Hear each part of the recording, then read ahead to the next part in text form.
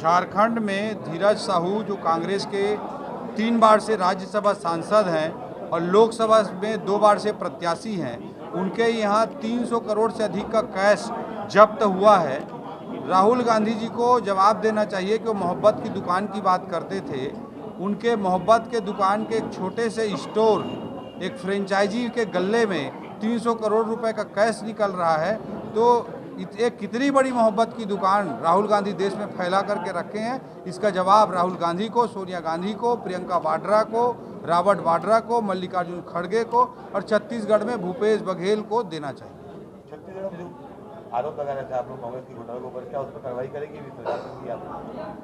अब हम तो आरोप लगा ही रहे थे, लगातार चीज़ें सामने भी आ रही हैं। सैकड़ों करोड़ों का कैश, सैकड़ों करोड़ों की प्रॉपर्टी जब्त हो चुकी है। और आपने अभी देखा होगा कि कांग्रेस के पूर्व विधायक विनय जायसवाल जी ने कांग्रेस के ही महासचिव चंदन यादव के ऊपर 9 लाख रुपए कैश लेने का आरोप लगाया है। तो कांग्रेस पूरी तरह से भ्रष्टाचार में तल्लीन है। मोदी जी का सिद्धांत न खाऊंगा न खाने दूंगा और नो टॉलरेंस की पॉलिसी पर भारतीय जनता पार्टी चल रही है। राहुल गांधी जी को जवाब देना चाहिए कि वो मोहब्बत की दुकान की बात करते थे। एक फ्रेंचाइजी के एक गल्ले में जो 300 करोड़ कैश निकल रहा है, कितने बड़े मोहब्बत की दुकान वो खोलकर बैठे हुए हैं, उनको बताना चाहिए। सर, आपके एक कार्यकर्ता ने पिछले लगभग 2 साल से अन्न छोड़ के रखा है, उनको अन्न कब ग्रहण करवाएंगे? निश्चित रूप से हमारे ये समर्पण का प्रतीक है और भारतीय जनता पार्टी के सभी वरिष्ठ जन जा करके उनको उनके तिथि के अनुरूप हम लोग जा करके उनको अन्न ग्रहण करवाएंगे। ईवीएम का आरोप लगा रही है कांग्रेस, ईवीएम के बारे में बोल रही है, कहना चाहेंगे? अब वो बचपन में पढ़ते थे नाच न जाने आंगन टेढ़ा। भूपेश बघेल जी पिछले बार चुनाव जीते तो ईवीएम सही था और इस बार कांग्रेस का सफाया हो गया तो ईवीएम गलत हो गया। ये कांग्रेस को आरोप प्रत्यारोप की राजनीति से, ब्लेम गेम के पॉलिटिक्स से बाहर आना चाहिए। जन सरोकारों के मुद्दों पर काम करना चाहिए। जनता के बारे में सोचते नहीं, इसलिए जनता उन्हें सबक सिखा रही है और आगे भी सबक सिखाती रहेगी। लगातार कितने सालों तक भूपेश बघेल को गांधी परिवार का एटीएम कहा जा रहा था, अब आप लोगों की सरकार आ गई, क्या ये आरोप अब सिद्ध हो पाएंगे? सिद्ध हो चुके हैं बहुत सारे आरोप। सैकड़ों करोड़ों की परिसंपत्तियां जब्त हो चुकी हैं, कोर्ट में वो सारे रिकॉर्ड प्रस्तुत हो चुके हैं। तो छत्तीसगढ़ को गांधी परिवार का एटीएम तो बनाकर रखा था, उसके बहुत सारे मामले पहले ही बाहर आ चुके हैं, प्रूफ हो चुका है, ये तथ्य प्रमाणित हो चुका है। और आगे भी और भी इनके घोटाले हैं, जैसे पीएससी में घोटाला, इन सब पर भी भारतीय जनता पार्टी की सरकार आगे बढ़ेगी और सामने लाएगी। मुख्यमंत्री का चुनाव का चयन कब तक हो पाएगा और उस रेस में आप हैं? हर चीज़ का पे स्केल होता है। आपके संस्थान में पूछा जाएगा कि एडिटर कब बदल रहे हैं तो शायद आप भी जवाब नहीं दे पाएंगे। तो भारतीय जनता पार्टी के संगठन का अनुशासन है, उसके अनुसार संगठन के हमारे केंद्रीय नेतृत्व हमारा ऊपर से तय होगा और जब भी तय होगा सबको पता चल जाएगा। हमारा काम है, हम सब पार्टी के छोटे कार्यकर्ता हैं, हम सब लोग अपना अपना काम कर रहे हैं और करते रहेंगे। तो आज के जो प्रेस कॉन्फ्रेंस है वो देश के विभिन्न हिस्सों में हमारी पार्टी कर रही है और झारखंड के कांग्रेस के राज्यसभा सांसद धीरज साहू से जुड़े जो व्यापारिक समूह के ठिकानों पर झारखंड, उड़ीसा और पश्चिम बंगाल में 6 दिसंबर को से जो आयकर विभाग की छापेमारी हुई है उसमें 200 करोड़ रुपए से अधिक का कैश बरामद हुआ है। अभी बरामद रुपयों की गिनती चल रही है और यह राशि और भी बढ़ने का अनुमान है। ये इस रेड में देश में कानूनी तरीके से जब्त की जाने वाली सबसे बड़ी नकदी यहाँ प्राप्त होने का अनुमान लगाया जा रहा है और जब्त लोगों की संख्या इतनी अधिक है कि इसे गिनने के लिए इसे गिनने के लिए जो मशीनें लगाई गई थी वो मशीनें भी जो जनता से जो लोग पैसा लूट रहे हैं उसकी पाई लौटानी पड़ेगी। इस बात की मोदी की गारंटी है। जनता से लूटे हुए पैसे का हिसाब हर रोज लिया जाएगा, ये मोदी की गारंटी है। कांग्रेस ने अपने नेताओं को करप्शन का एटीएम बना रखा है, यह घटना इस बात का प्रमाण है। अगर एक कांग्रेसी सांसद के पास इस तरह से 200 करोड़ रुपए की नकदी पकड़ी गई है तो इसका जवाब निश्चित रूप से कांग्रेस के नेतृत्व सोनिया गांधी, राहुल गांधी, प्रियंका वाड्रा, रॉबर्ट वाड्रा, मल्लिकार्जुन खड़गे जैसे कांग्रेस के नेतृत्व को इसका जवाब देना चाहिए। छत्तीसगढ़ में पूर्व मुख्यमंत्री भूपेश बघेल जी को भी इसका जवाब निश्चित रूप से देना चाहिए। कांग्रेस और राहुल गांधी मोहब्बत की दुकान की बात करते थे, उस मोहब्बत की दुकान से नोटों का पहाड़ निकला है। और जब मोहब्बत की दुकान की एक फ्रेंचाइजी के गले में 200 करोड़ रुपया निकल रहा है, तो राहुल गांधी के दुकान की कल्पना ही की जा सकती है। इंडिया अलायंस, घमंडिया अलायंस इस तरह के करतूत कर रहा है और देश को इस तरह से लूटने की योजना है। इसीलिए सांप और नेवले जैसे कभी एक हो गए हों, उस तरह से सभी पार्टियां एक होकर के देश में नरेंद्र मोदी जी के खिलाफ काम कर रही है, भारतीय जनता पार्टी के खिलाफ काम कर रही है। कांग्रेस से जो धीरज साहू है वो 2 बार लोकसभा का चुनाव लड़ चुके हैं और दोनों बार उनको वहां पराजय मिली थी और तीसरी बार उनको राज्यसभा का सांसद भी बनाया गया। कांग्रेस से उनका इस तरह का गहरा रिश्ता है। आप फोटोग्राफ देखे होंगे, ये आप फोटोग्राफ देख सकते हैं। ये छापे की तस्वीरें हैं जिसमें 200 करोड़ रुपए की बरामदगी हुई है।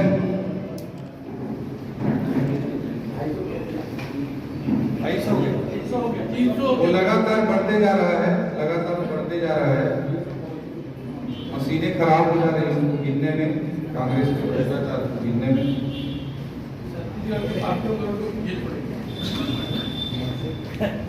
से जुड़े हुए अन्य मामलों में उदाहरण के तौर पर मैं रखना चाहूंगा, बेंगलोर में कांग्रेस नेता के रिश्तेदार के घर से 42 करोड़ रुपए कैश मिले थे।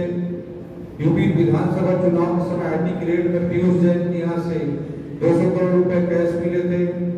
जुलाई 2022 में ममता बनर्जी के मंत्री पार्थ चटर्जी के ठिकानों से लगभग 50 करोड़ कैश और करोड़ों के गोल्ड मिले थे। 142 करोड़ रुपए चेन्नई में आयकर विभाग की छापेमारी के दौरान जब्त किए गए थे। जून 2022 में सत्येंद्र जैन के ठिकानों से भी 133 सिक्के और 2 करोड़ 82 लाख रुपए कैश मिले थे। झारखंड में मई 2022 में ईडी की छापेमारी में अधिकारियों के घर से 20 करोड़ से अधिक का कैश बरामद हुआ था। कानपुर में आयकर छापे में बंद हो चुके 500 और 1000 के 95 करोड़ बरामद हुए थे। झारखंड में इंडी गठबंधन के सरकार में मनरेगा में 550 करोड़, कोयला आवंटन घोटाला, अवैध खनन में 1500 करोड़, ग्रामीण विकास निधि में 1500 करोड़, भूमि घोटाला में 3000 करोड़, शराब में 1500 करोड़ के घोटाला से कई घोटालों के मुद्दों को हम लोग लगातार आप लोगों के बीच में, जनता जनार्दन के बीच में सामने लाते रहेंगे। जो रेड हुई थी, इसमें आयकर विभाग की 40 सदस्यीय टीम ने बुधवार को सुबह 6:30 बजे से धीरज साहू के व्यापारिक समूह के 10 ठिकानों पर ओडिशा के बौद्ध, बलांगीर, रायगढ़ और संबलपुर के अलावा झारखंड के रांची, लोहरदगा और कोलकाता में एक साथ छापेमारी शुरू की थी। कार्रवाई अभी भी जारी है। धीरज साहू की शराब बनाने वाली company Baldev Sahu and group of companies पर आयकर विभाग की छापेमारी की गई है। साहू ग्रुप में सांसद के परिजन infra private limited, flies bridge, quality partners private limited और किशोर प्रसाद विजय प्रसाद बेवरेज प्राइवेट लिमिटेड जैसे और ग्रुप भी सम्मिलित हैं। तो कांग्रेस और उससे जुड़े हुए लोग किस तरह से भ्रष्टाचार करके देश को लूटने का काम कर रहे हैं, इसका एक और उदाहरण धीरज साहू के रेड से, झारखंड के इस रेड से, झारखंड के व्यक्ति के रेड से सामने आया है। और ये सब लोग मोदी जी को केवल और केवल इसलिए उनके विरुद्ध लगे हुए हैं कि अपने आर्थिक और भ्रष्टाचार से कमाए हुए अद्भुत पैसों को बचा सके। यही काम बाकी लोग कर रहे हैं। अगर देश को हमको आगे ले जाना है तो मोदी जी का नेतृत्व मोदी जी का ईमानदार नेतृत्व हमेशा हम सब के लिए जरूरी है। और फ्रेंड्स, आप लोगों के बीच आप लोगों की उपस्थिति में रखी गई है और आप सब लोगों का की अच्छी उपस्थिति हमको प्राप्त हुई है, उसके लिए मैं बहुत बहुत धन्यवाद ज्ञापित करता हूँ। पहले भी करप्शन भ्रष्टाचार होते रहते थे, लेकिन उसको कई चीजें वो सामने ही लाने देना चाहते। किसी भी चीज में कांग्रेस देश में ट्रांसपेरेंसी पारदर्शी रही है। छत्तीसगढ़ का ही उदाहरण दूंगा मैं, जो कोयले की रॉयल्टी पर्ची जारी होती थी, वो उसको भारतीय जनता पार्टी के समय उस सिस्टम को ऑनलाइन बना दिया गया था, ताकि किसी को कोई दिक्कत ना हो, अपने आप ऑटोमेटेड वे में चलता रहे। सबने देखा कि कांग्रेस का राज आया छत्तीसगढ़ में भूपेश बघेल के राज में, तो जुलाई 2022 को जो ऑनलाइन सिस्टम था उसको बदल करके मैनुअल सिस्टम किया गया और 25 रुपए प्रति टन कोयले पर उगाही का सिस्टम बनाया। तो ट्रांसपेरेंसी से, टेक्नोलॉजी से कांग्रेस हमेशा सिस्टम को दूर करती आई है। और पहले जो कुछ होता रहा था देश में 50 सालों तक, विपक्ष उस तरह से एक्सेस नहीं रूप से आप पूरे देश में देख रहे हैं कि किस तरह से हर माध्यम से भ्रष्टाचार को समाप्त करने का पूरा प्रयास किया जाए। सर, पनामा घोटाला भी एक भारतीय जनता पार्टी का जब शासन था 15 साल से खुल के सामने आया था, जिसमें कहीं ना कहीं पूर्व मुख्यमंत्री के सुपुत्र का नाम भी सामने आता है। तो इसमें आपको क्या लगता है, क्या पनामा घोटाले में भी भारतीय जनता पार्टी कार्रवाई करेगी? देखिए, तमाम तरह के आरोप कांग्रेस के लोग लगाते रहे हैं। 5 साल तक इनकी सरकार भी थी यहाँ पर और इन्होंने दुनिया भर की बातें की, हम ये फलाना नहीं किया, ठिकाना नहीं किया, दुनिया भर के आरोप प्रत्यारोप कांग्रेस के लोग लगाते रहे। 5 साल की सरकार में अगर हम भारतीय जनता पार्टी के लोगों ने गलत किया था तो उन पर कार्रवाई क्यों नहीं की गई, इसका जवाब तो कांग्रेस को देना चाहिए। ये झूठे से दोनों विषय हो सकते हैं कि कहीं पर कोई पॉलिटिकल अथॉरिटी का दबाव हो, यह भी केस हो सकता है। अगर गलत लोग पॉलिटिकल अथॉरिटी के रूप में बैठे हों तो, और कई बार पॉलिटिशियन सही हो तब भी नीचे प्रशासन के लोग अगर कुछ गलत है तो वो भी भ्रष्टाचार में इंडल्ज हो सकते हैं, भ्रष्टाचार के कार्य कर सकते हैं।